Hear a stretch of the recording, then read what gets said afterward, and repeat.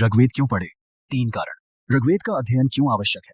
इस प्रश्न का उत्तर हमें अच्छी तरह समझ लेना चाहिए। ऋग्वेद की भाषा उत्तरकालीन संस्कृत से बिल्कुल भिन्न है, इसलिए उसका पढ़ना समझना परिश्रम साध्य है।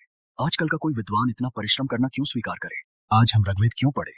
आजकल के युवक के लिए अंग्रेजी भाषा, गणित विज्ञान तथा पश्चिमी साहित्य का पढ़ना आवश्यक है। ऋग्वेद पढ़ने से उसे क्या लाभ हो सकता है?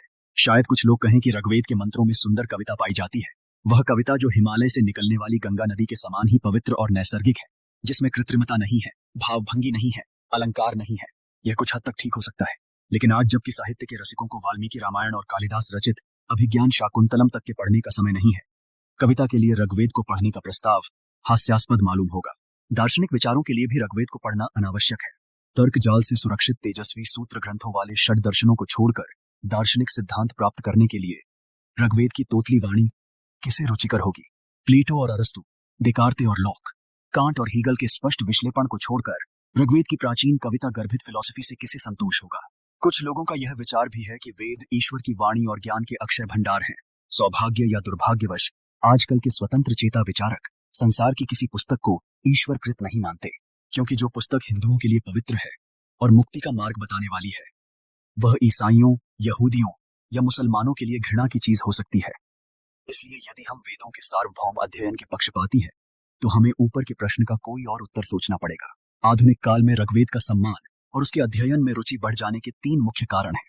पहले तो ऋग्वेद को ठीक से समझे बिना भारतवर्ष के बाद के धार्मिक, सांस्कृतिक और दार्शनिक इतिहास को ठीक नहीं समझा जा सकता।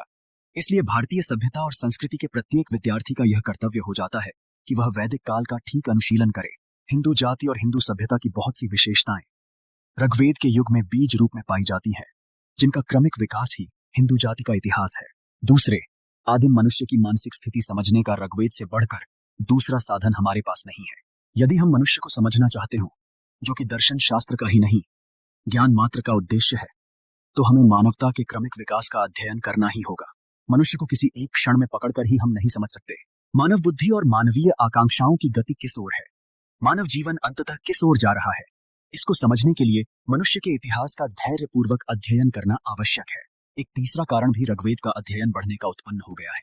यह कारण तुलनात्मक भाषा विज्ञान का आविष्कार है। संस्कृत संसार की सबसे प्राचीन भाषाओं में एक है और उसका ग्रीक, लैटिन, फारसी आदि दूसरी आर्य भाषाओं से अधिक घनिष्ठ संबंध है। वास्तव में तुलनात्मक भाषा विज्ञान की नींव तब तक ठीक से नहीं रखी गई थी जब तक कि यूरोप में संस्कृत का प्रचार नहीं हुआ। संस्कृत साहित्य, विशेषतः वैदिक साहित्य के ज्ञान ने तुलनात्मक भाषा विज्ञान के सिद्धांतों पर प्रकाश की धारा सी बढ़ा दी।